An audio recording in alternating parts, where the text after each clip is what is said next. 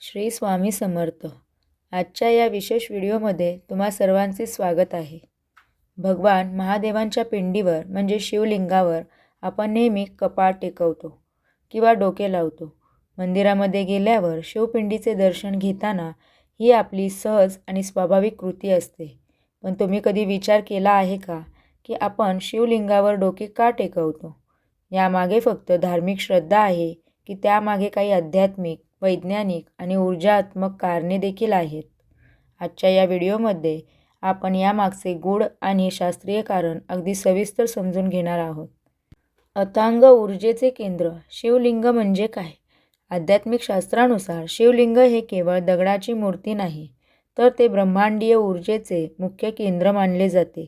शिव म्हणजे कल्याण आणि लिंग म्हणजे प्रतीक, म्हणजे ज्यातून संपूर्ण विश्वाची निर्मिती झाली आहे अशा असीम शक्तीचे प्रतीक म्हणजे शिवलिंग.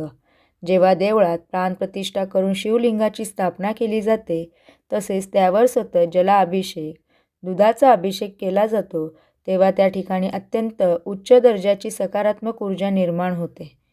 शिवलिंगावर डोके टेकवण्याचे मुख्य आध्यात्मिक कारण आज्ञाचक्र आणि ऊर्जा.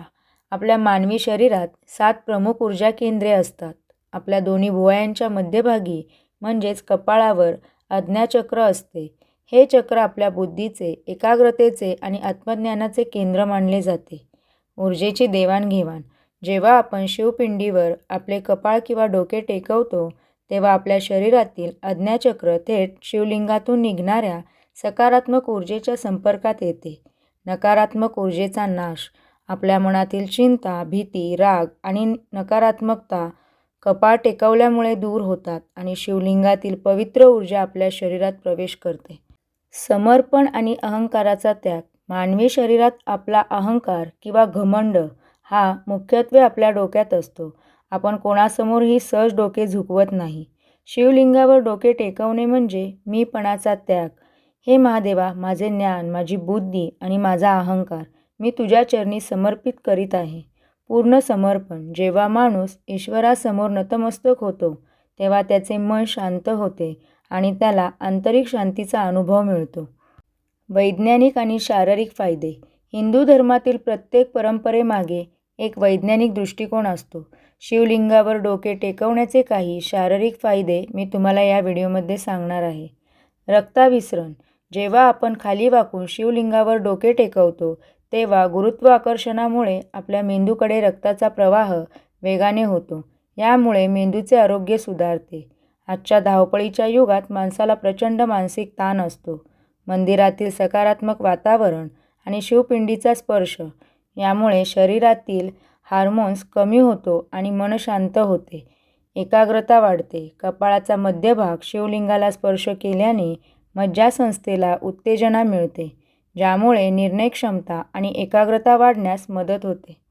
शिवलिंगाला स्पर्श कसा करावा, त्याची योग्य पद्धत. शिवलिंगावर डोके टेकवताना काही गोष्टींची काळजी घेणे आवश्यक आहे. अत्यंत नम्रतेने आणि भक्तिभावाने पुढे झुकावे.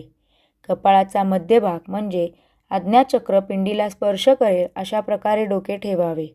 डोके टेकवल्यावर काही सेकंद डोळे मिटून मन शांत ठेवावे आणि ओम नमः शिवाय या मंत्राचा मनातल्या मनात जप करावा. थोडक्यात सांगायचे तर शिवलिंगावर डोके लावणे म्हणजे केवळ एक परंपरा नाही, तर तो आपल्या शरीरातील ऊर्जा आणि ब्रह्मांडातील ऊर्जा यांचा एक संगम आहे.